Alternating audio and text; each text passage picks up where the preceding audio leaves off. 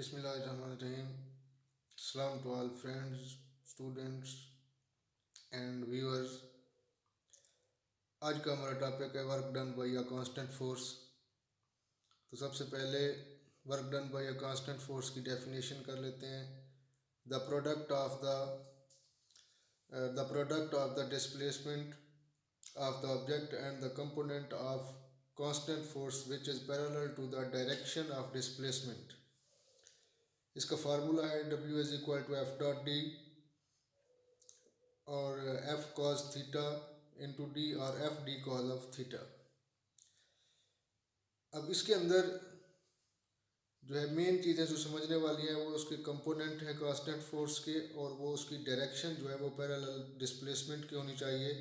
तो इसका मतलब जब भी हम किसी चीज़ के ऊपर फोर्स अप्लाई करते हैं तो अप्लाइड फोर्स और उसके डिस्प्लेसमेंट जो कवर कर रहा होता है उनकी डायरेक्शन जो है वो एक दूसरे के पैरेलल होना चाहिए। और कंपोनेंट का मतलब जब भी हम किसी चीज़ के ऊपर फोर्स अप्लाई करते हैं तो वो उस डिस्प्लेसमेंट या जो वर्क होता है वो अप्लाइड फोर्स की डायरेक्शन के ऊपर डिपेंड करता है कि जब हम उसके ऊपर अप्लाइड फोर्स लगा रहे हैं अगर उसकी डायरेक्शन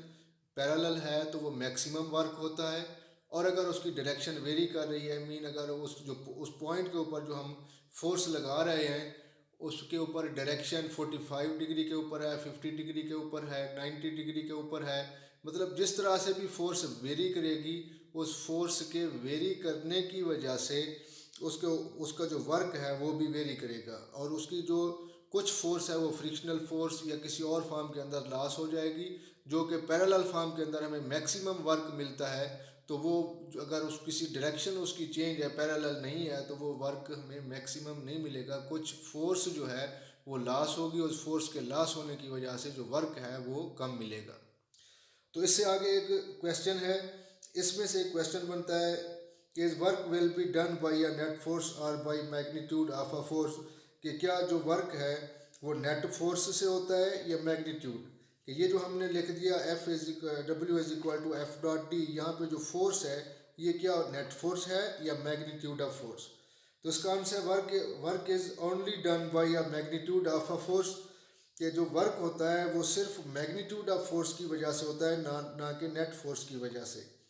और आगे इसके मुताबिक जो है डिफरेंस समझते हैं कि नेट फोर्स क्या होती है और मैग्नीट्यूड ऑफ फोर्स क्या होता है। तो नेट फोर्स एफ जो है सम ऑफ ऑल द फोर्सेज होता है, F1 F2 एटसेट्रा Fn। जब इन तमाम को सम कर देते हैं तो ये नेट फोर्स के इक्वल होता है। और मैग्नीट्यूड ऑफ फोर्स जो है वो हमारे पास है न्यूटन सेकंड लॉ के मुताबिक F is equal to ma, mass and acceleration के प्रोडक्ट जो है वो मैग्नीट्यूड ऑफ फोर्स के इक्वल होता है, और वर्क हमेशा मैग्नीट्यूड ऑफ फोर्स की वजह से होता है ना कि नेट फोर्स की वजह से। अगर किसी चीज़ के ऊपर जो है मज़ीद इसको नेक्स्ट एक एग्जांपल्स के साथ क्लियर करते हैं कि जब उसके ऊपर फोर्स लग रही है तो उसके मैग्नीट्यूड की वजह से वर्क हो रहा है। अगर फोर्स उसके ऊपर अप्लाई हो रही है लेकिन उसका मैग्नीट्यूड ज़ीरो है तो उस ज़ीरो मैग्नीट्यूड की वजह से वो वर्क भी ज़ीरो हो रहा है, लेकिन वहाँ पे फोर्स अप्लाई हो रही है। इसको देखते हैं कि ये किस तरह से होता है, एग्जाम्पल के साथ इसको समझने की कोशिश करते हैं।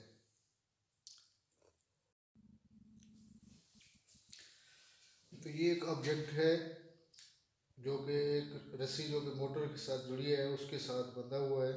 मोटर कांस्टेंट फोर्स इसको दे रही है, कांस्टेंटली चल रही है, और ये रस्सी जो है इसको अपवर्ड की तरफ लेके जा रही है, लेकिन इसका जो वेट है ये इसको डाउनवर्ड मूव करवा रहा है। और अपवर्ड फोर्स T हमारे पास mg के इक्वल है। और यहाँ पे अगर हम टोटल फोर्स फाइंड करना चाहते हैं तो ये इक्वल होगा हमारे पास T प्लस W वेट के इक्वल होगा, इसका वेट भी mg के इक्वल है। और अगर ये इसको अपवर्ड की तरफ लेके जा रहा है, अगर हम इसको पॉजिटिव कंसिडर करते हैं तो ये डाउनवर्ड अपोजिट डायरेक्शन के अंदर है तो ये नेगेटिव हो जाएगा। तो T जो mg plus W is equal to minus mg के हो जाएगा, mg minus mg is equal to zero. जब फोर्स ज़ीरो है तो वर्क भी हमारे पास ज़ीरो हो जाएगा। यहाँ पे देखें कि अगर फोर्स अप्लाई हो रही है लेकिन फोर्स के अप्लाई होने के बावजूद भी वर्क ज़ीरो हो रहा है, मतलब वर्क ज़ीरो, ये ना तो डिस्प्लेसमेंट कवर कर रहा है और इसकी फोर्स एक दूसरे को कैंसिल आउट कर रही है, इस वजह से यहाँ पे हमारे पास वर्क जो है वो ज़ीरो हो जाता है। अब सेकंड एग्जांपल को देखते हैं। यहाँ पे एक इंक्लाइन एक प्लेन है जो एक बेल्ट यहाँ पे है जो वो रिवॉल्व कर रहा है, मोटर के साथ जुड़ा हुआ है। इसके ऊपर एक डब्बा रखा हुआ है जो बेल्ट की वजह से यहाँ पे वो भी मूव कर रहा है, लेकिन इस डब्बे के ऊपर जो फोर्स या डिस्प्लेसमेंट की डायरेक्शन के ऊपर लग रही है यहाँ पे परपेंडिकुलर है, ये 90 के एंगल के ऊपर है, जिसकी वजह से cos 90 पुट करते हैं तो वो हमारे पास जो है ज़ीरो हो जाता है। ये F is equal to M G sine theta, ये उसके पैरेलल है, और साइन ज़ीरो पुट करते हैं तब भी फोर्स ज़ीरो हो जाती है। लेकिन इसके अलावा अगर एक और चीज़ को देखते हैं जो पीछे हम जिसने मैग्नीट्यूड ऑफ फोर्स का कंसेप्ट पढ़ा, उसके मुताबिक ये जो हमारे पास है वो मूव कर रहा है कांस्टेंट वेलोसिटी के साथ। जब कांस्टेंट वेलोसिटी के साथ मूव कर रहा है तो एक्सेलरेशन ज़ीरो है। यहाँ पे मैग्नीट्यूड ऑफ फोर्स देखते हैं तो M A F is equal to M A, F is equal to M acceleration zero, F is equal to D zero, W is equal to F dot D zero into D, work is equal to zero. तो यहाँ पे भी object move कर रहा है लेकिन constant velocity के साथ मूव कर रहा है तो तब भी वर्क ज़ीरो होगा। कि दो कंडीशंस हैं जहाँ पे वर्क ज़ीरो होता है लेकिन फोर्स अप्लाई हो रही होती है। एक तो वो कि जब उसके ऊपर फोर्स अप्लाई हो रही हो, अप्लाइड फोर्स की वजह से वो ऑब्जेक्ट मोशन के अंदर ना हो, रेस्ट की हालत में हो। उसकी दो कंडीशन हो सकती हैं, जिस तरह से दोनों अपोजिट दोनों साइड के ऊपर फोर्सेज हैं और एक दूसरे के इफेक्ट को कैंसिल आउट कर देती हैं। या इसके अलावा इसकी एक और एग्जांपल भी है, अगर एक ऑब्जेक्ट पड़ा हुआ है, ये ऑब्जेक्ट है, इसको मूव करवाने के लिए 10 न्यूटन फोर्स रिक्वायर्ड है, अगर हम 5 न्यूटन की फोर्स लगाते हैं तो ये इसको रिप्लेस नहीं कर सकता। उस वक्त भी फोर्स अप्लाई हो रही है लेकिन वो उसको रिप्लेस नहीं कर सका, मतलब यहाँ पे वर्क ज़ीरो होगा। या किसी दीवार है, दीवार के ऊपर एक बंदा फोर्स लगाता है, दीवार अपनी जगह से रिप्लेस नहीं होती, डिस्प्लेस नहीं होती, लेकिन फोर्स लग रही है, उस वक्त वर्क ज़ीरो होता है। दूसरा ये कि कोई भी ऑब्जेक्ट जब कांस्टेंट वेलोसिटी के साथ मूव कर रहा है तो उसका एक्सेलरेशन ज़ीरो है, ज़ीरो एक्सेलरेशन की वजह से वहाँ पे भी वर्क ज़ीरो होता है। तो इन दोनों कंडीशंस के अंदर वर्क ज़ीरो होगा। अब थर्ड देखते हैं कंपोनेंट की वाली बात को, कि एक अगर ये हमारे पास ऑब्जेक्ट है, इसके ऊपर जो है इंक्लाइन प्लेन के अंदर है, यहाँ पे हम फोर्स अप्लाई कर रहे हैं, अप्लाइड फोर्स की वजह से इसकी डायरेक्शन जो है वो उसके टोटल फोर्स की पैरेलल नहीं है, तो इसकी इस यहाँ पे फोर्स अप्लाई होने की वजह से ये मुख्तलिफ कंपोनेंट के अंदर डिवाइड हो जाएगा। तो हम इसका वो कंपोनेंट देखेंगे जो उसके पैरेलल फोर्स जितना अप्लाई हो रही है, उस पैरेलल अप्लाइड फोर्स की वजह से हमें वर्क मिलेगा, ना कि दूसरी फोर्सेस की वजह से। दूसरे जो कंपोनेंट हैं वो फ्रिक्शनल फोर्स या किसी और फॉर्म के अंदर वो लॉस हो जाएगी, लेकिन जो वर्क हमें मिलेगा वो जो इसके पैरेलल फोर्स अप्लाई हो रही है या पैरेलल कंपोनेंट है उसकी तरफ उसकी वजह से मिलेगा। और पैरेलल कंपोनेंट या वर्क जो है हमारे पास कॉस थीटा की वजह से होता है, तो वो पैरेलल कंपोनेंट जब होगा तो cos थीटा 0 0 1 के बराबर, तो वो वर्क हमारे पास जो है मैक्सिमम होगा। यहाँ पे हम देखते हैं कि हमारे पास जो है ये इसके ऊपर जब फोर्स अप्लाई किया, इस अप्लाइड फोर्स की वजह से ये यहाँ पे दो कंपोनेंट में डिवाइड हो गया। एक जो है उसके पैरेलल cos थीटा है, एक परपेंडिकुलर जो है वो sin थीटा, और परपेंडिकुलर वाला जो यहाँ पे इसकी तरफ आ रहा है, ये यहाँ पे ये साइन थीटा आ रहा है, ये cos थीटा उसके पैरेलल, और इस cos थीटा की वजह से यहाँ पे वर्क होगा, ना कि इस फोर्स की वजह से। तो यहाँ पे जो हमारे पास है ये F W work is equal to F dot D, F D cos of theta. अब यहाँ पे वर्क की जो वैल्यू है वो अप्लाइड फोर्स की वजह से जो उसकी डायरेक्शन है वो डायरेक्शन के ऊपर डिपेंड करेगी, कि अगर टोटल ये तो यहाँ पे हमने देखा, अगर हम किसी और तरीके से फाइंड करना चाहते हैं कि उस एंगल के लिहाज से कि कितना एंगल हमें फाइंड है कि उस इतना एंगल के ऊपर वो फोर्स लग रही है तो कितना हमें वर्क मिलेगा, तो उस एंगल की वैल्यू को पुट करेंगे। एंगल की वैल्यू पुट करने के बाद जो भी इसका रिजल्ट आएगा वहाँ पे अप्लाइड फोर्स और डिस्प्लेसमेंट को वैल्यूज पुट करते हुए वहाँ से हम वर्क को फाइंड आउट कर लेंगे। तो यहाँ इस कंडीशन के अंदर हमारे पास वर्क होगा। लेकिन अगर ये फोर्स यहाँ पे होती, मीन इसके बिल्कुल पैरेलल होती दोनों के अंदर, तो तब वर्क हमारे पास मैक्सिमम होना था, ये कंपोनेंट के अंदर डिवाइड नहीं होता। इसलिए ये इसकी जो फोर्स है ये उसके पैरेलल नहीं है, डिफरेंट डायरेक्शन के अंदर है, उसकी वजह से फोर्सेस डिवाइड हो रही हैं, इसलिए मुख्तलिफ कंपोनेंट्स के अंदर डिवाइड हो गई। एक cos थीटा के को हमने कह दिया, दूसरा sin थीटा, और जो पैरेलल फोर्स होगी उसकी वजह से हमारे पास वर्क होगा। अब इसके मुताबिक हम इसको मज़ीद आगे देखते हैं कि ये हम एंगल की वजह से किस तरह से फोर्स को फाइंड आउट करते हैं।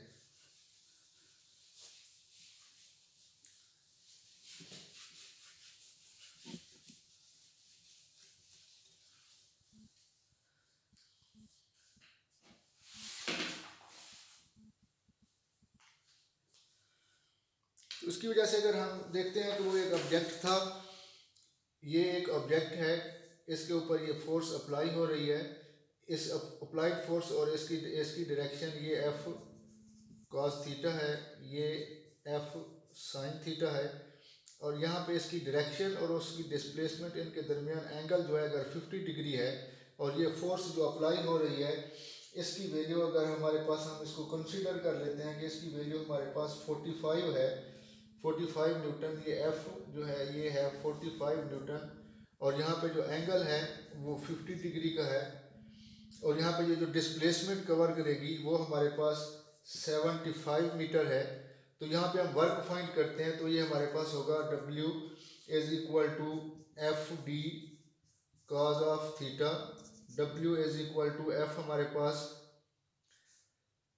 45 और डिस्प्लेसमेंट 75, और एंगल जो है cos 50 degree, work is equal to 45 75 और कॉज 50 जो है ये हमारे पास इक्वल होगा, अगर इसकी वैल्यू हम फाइंड करते हैं, फाइंड करने के बाद ये वैल्यू होगी हमारे पास 0.64279। जब इसको हम मल्टीप्लाई करते हैं तो ये हमारे पास रिजल्ट आता है 2169 जॉल के। तो ये हमारे पास जो है इसकी वजह से वर्क हुआ। लेकिन अगर यहाँ पे ये इसके बिल्कुल पैरेलल होता तब हमारे पास मैक्सिमम वर्क होता। वो कंडीशन देखते हैं कि अगर पैरेलल होता तब क्या वर्क होता। तो पैरेलल कंडीशन के अंदर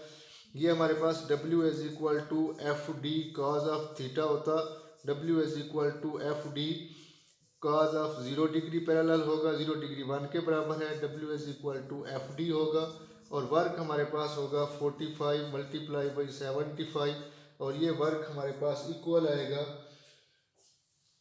दोनों को जब मल्टीप्लाई करते हैं तो 3375 के। तो ये जॉल हमारे पास वर्क होगा। लेकिन इस वर्क की वजह से ये इतना वर्क था, ये हमारे पास इतना आ रहा है। तो अगर हम बकिया वर्क जो लॉस हुआ है वो फाइंड करना चाहते हैं तो वर्क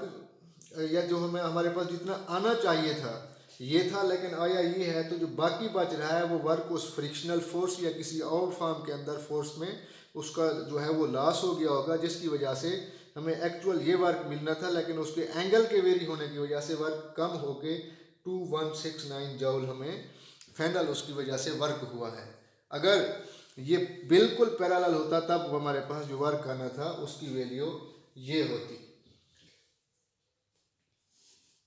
और अगर हम इसको फाइंड करते हैं कि अगर हम जो वर्क फर्ज करें वैसे उसकी वजह से जो लॉस हुई फोर्स उसकी वजह से वर्क नहीं हुआ, ना हम उसको कंसीडर करते हैं। जस्ट 2 मिनट के लिए हम उसको एज्यूम कर लेते हैं कि वो भी वर्क था। अगर हम उसको वर्क के लॉस वर्क कह देते हैं कि वो उस जिसका लॉस हुआ, और ये हमारे पास वर्क टोटल है, और जो नेक्स्ट हमारे पास है इस टोटल में से उसको माइनस करेंगे जो वर्क उसको ऑब्जेक्ट को डिस्प्लेसमेंट करने के लिए हुआ, ऑब्जेक्ट डिस्प्लेस्ड वर्क। तो ये वर्क जो लॉस हमारे पास हुआ है वो इक्वल होता 3375 और -2169 के। तो ये रिज़ल्ट हमारे पास जो है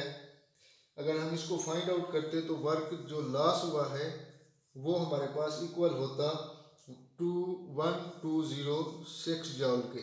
ये वर्क तो हुआ नहीं है, लेकिन हमने इसको चेक करने के लिए कि ये जो हमने कंडीशंस अप्लाई की इसको वेरीफाई करता है या नहीं करता, तो हमने एक कंसीडर किया कि अगर वो भी वर्क है जो लॉस, उसको लॉस वर्क का नेम दे दिया, तो ये है हमारे पास 1206 जॉल के बराबर।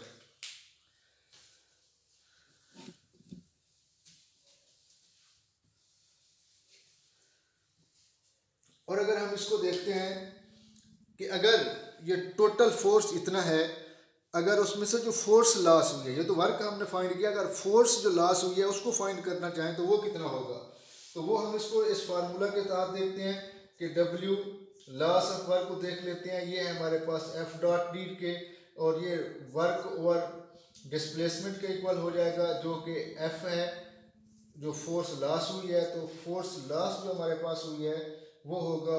1206 ओवर 75, तो ये होगा 16.08 न्यूटन फोर्स ये लॉस हो गई है। तो जो ये लॉस है और जो उसको वर्क करने के लिए यूज हुई है वो कितना होगी,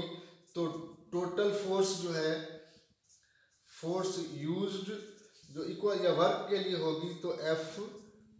टोटल माइनस एफ जो लॉस हुई है वो होगी। तो एफ टोटल हमारे पास है 45 माइनस 16.08, तो ये इक्वल होगा 28.92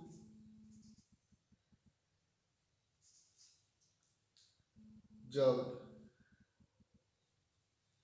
वर्क न्यूटन वर्क। तो ये फोर्स है जिसकी वजह से वर्क हुआ है, इस फोर्स की वजह से वर्क हुआ। ये फोर्स जो वर्क है ये इतना अगर होना था, ये वर्क इस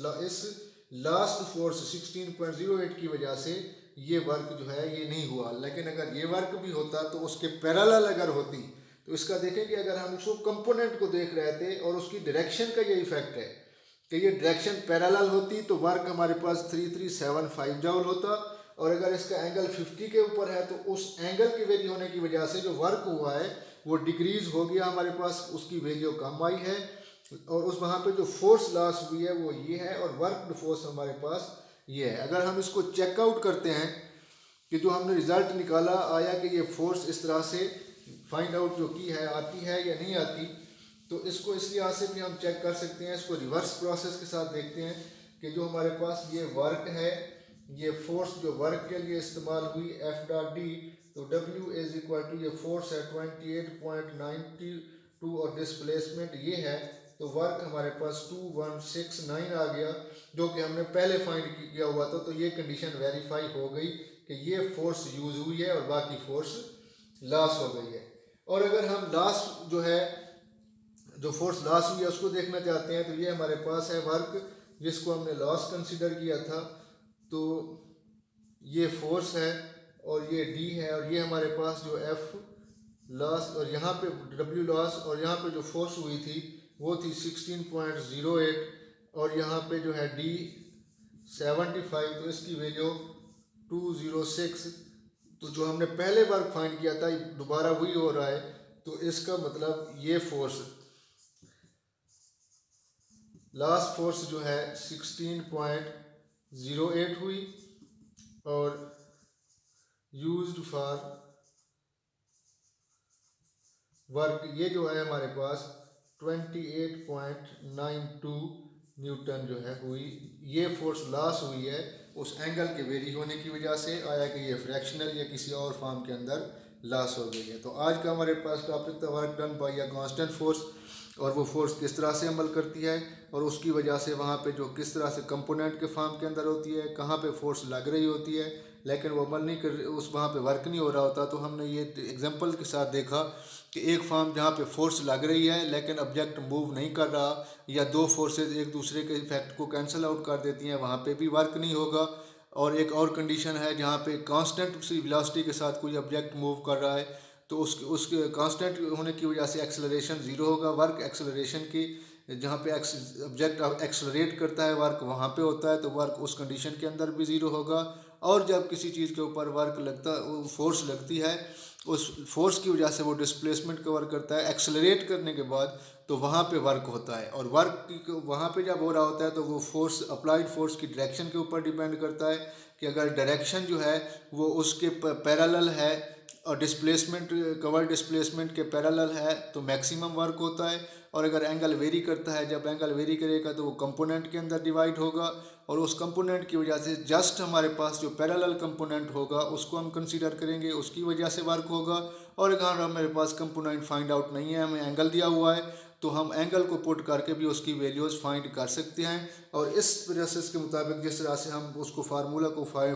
पुट करने के बाद लॉस फोर्स और जो दूसरी हमारे पास यूजफुल फोर्स थी उसकी वैल्यूज़ भी फाइंड आउट कर सकते हैं। तो इसमें उम्मीद करता हूँ कि ये आपको अच्छे तरीके से क्लियर होगा। अगर इसमें से कोई प्रॉब्लम या क्वेश्चन है तो आप कमेंट सेक्शन में कमेंट करके पूछ सकते हैं। और जो है ये यूट्यूब चैनल है फिज़िक्स लर्निंग स्टेशन, इस चैनल को सब्सक्राइब करें, वीडियो को लाइक करें, बेल आइकन को ज़रूर दबाएं ताकि तमाम नई आने वाली वीडियोज़ आप तक पहुंचती रहें। अस्सलाम वालेकुम।